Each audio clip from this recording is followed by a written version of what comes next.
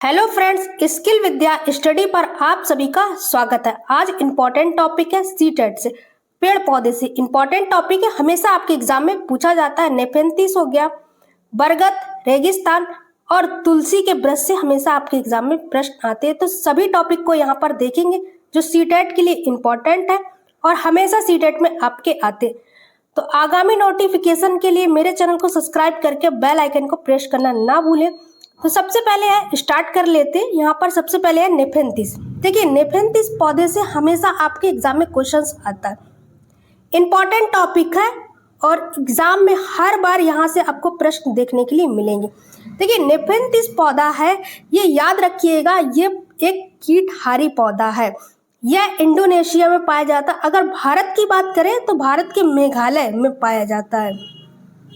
ठीक, देखिए इसका जो आकार होता है वो घड़े के जैसा होता है। ठीक, घड़े की आकार की पत्तियां होती हैं इसकी, ये याद रखिएगा।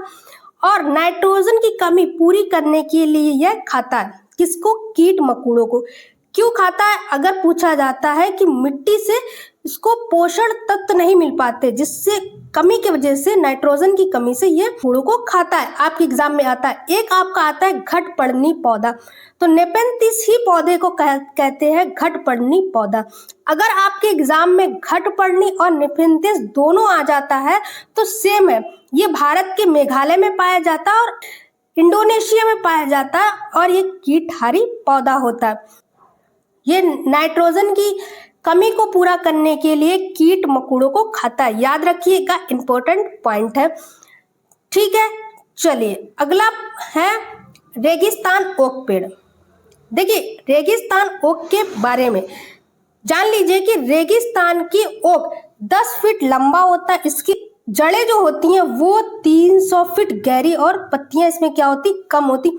इसकी जड़ें होती हैं वो 300 मीटर तक लंबी होती हैं। ठीक है, और इसमें पत्तियां जो होती हैं वो बहुत कम होती हैं। आपके एग्जाम में क्वेश्चंस प्रीवियस ईयर में आया था, पूछा गया था कि ओक के पेड़ में पत्तियां बहुत अधिक होती हैं। तो याद रखिएगा, पत्तियां जो है वो बहुत कम होती हैं। ठीक, और ये कहाँ पाया जाता है? तो ऑस्ट्रेलिया में पाया जाता है। याद रखिएगा, रेगिस्तान ओक है।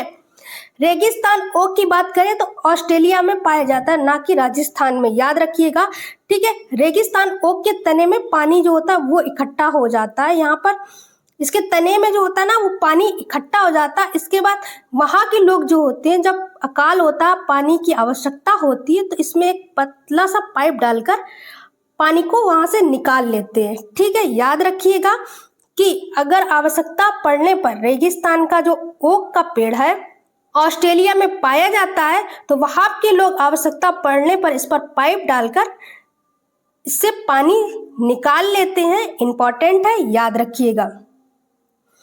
ठीक है, पानी निकाल लेते हैं। और रेगिस्तान ओक पूछा जाए तो ऑस्ट्रेलिया में पाया जाता है, ना कि राजस्थान में। ठीक, ये याद रखिएगा। यहाँ से बहुत कंफ्यूजन रहता है कि रेगिस्तान को, ओक को, पेड़ को राजस्थान में लगा देते हैं, जो कि नहीं, ऑस्ट्रेलिया में पाया जाता है।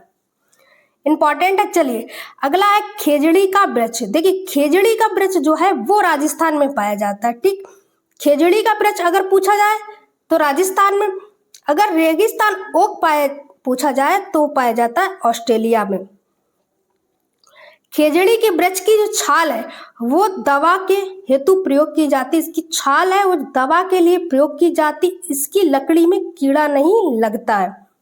याद रखिएगा, इसकी जो लकड़ी होती है इसमें कीड़ा नहीं लगता। इसकी फलियों को सब्जियां बनाई जाती हैं। जो इसकी फलियां होती हैं, इसकी जो है, इसको सब्जी बनाने के लिए प्रयोग किया जाता है। बारे में कि रेगिस्तान में पाया जाता है और जो इसकी छाल है वो दवा के लिए प्रयोग की जाती है।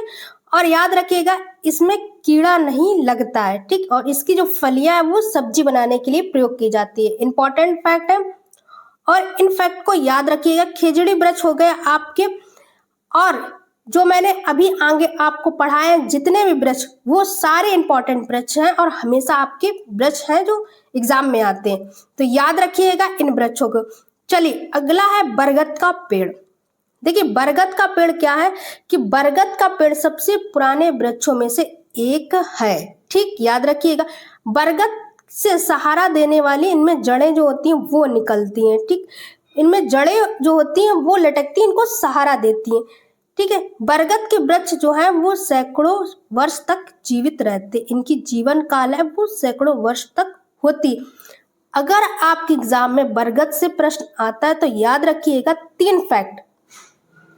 पहला फैक्ट, ये वृक्ष जो है वो बहुत ही पुराना वृक्ष होता है और इसको सहारा देने के लिए इसकी जड़ें जो हैं वो निकलती हैं, और ये बरगद के जो वृक्ष है इस सैकड़ों वर्ष तक जीवित रहते।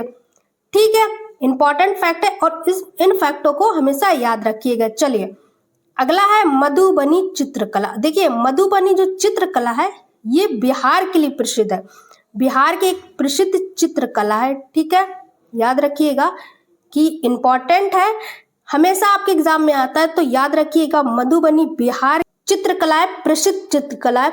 और ये किससे बनाई जाती है? तो घोल, रंग, नीला, हल्दी, जानवर, पेड़, फूल, पक्षी, मछली एवं, ठीक, इसका इसमें प्रयोग किया जाता है। और इसमें चित्र जो होते हैं वो मछली के भी चित्र होते हैं, नर नारी के चित्र होते हैं, पशुओं को भी चित्रों का यहाँ पर प्रयोग किया जाता है इन मधुबनी चित्रकला में। ठीक, जैसे अन्य जंतुओं के साथ रहकर चित्र इसमें बनाए जाते हैं।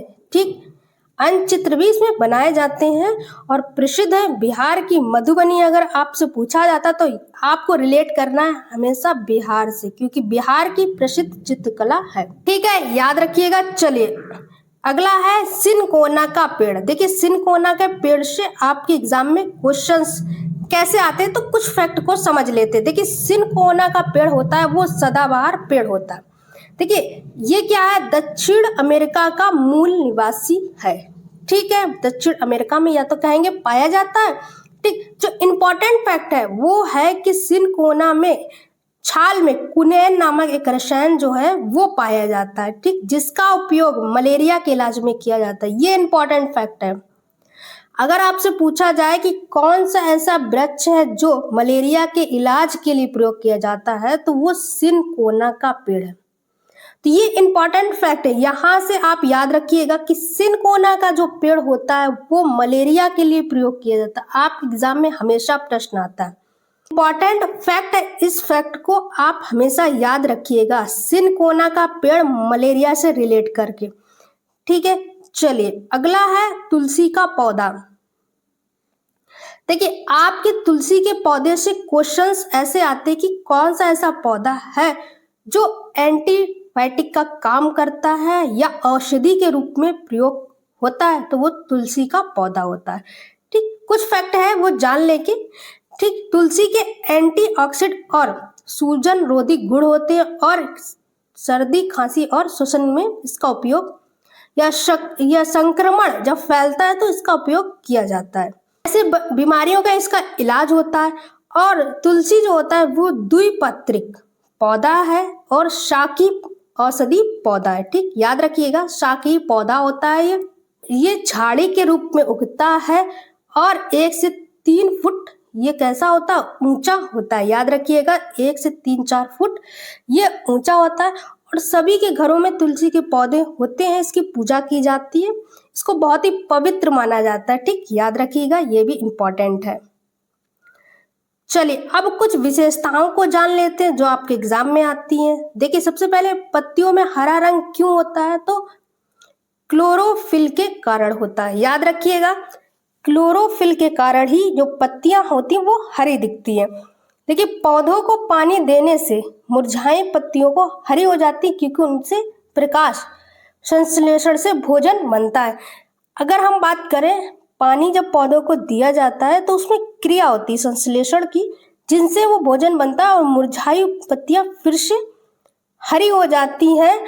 ठीक, अगर पूछा जाए कि क्लोरोफिल पत्तियों का हरा रंग किससे होता है तो क्लोरोफिल से। याद रखिएगा, इंपॉर्टेंट फैक्ट है। तो ये थे कुछ फैक्ट और यहीं से ये वीडियो होती है समाप्त। तो आपको ये वीडियो कैसी लगी मुझे कमेंट करके जरूर बताएं। और सीटेट, विशेषकर सीटेट के लिए बहुत ही इंपॉर्टेंट वीडियो, एग्जाम में यहाँ से आपके प्रश्न देखने के लिए मिलेंगे, इंपॉर्टेंट फैक्ट था और सीटेट के लिए। तो चैनल सब्सक्राइब करके बेल आइकन को प्रेस करना ना भूलें। Thank you for watching the video.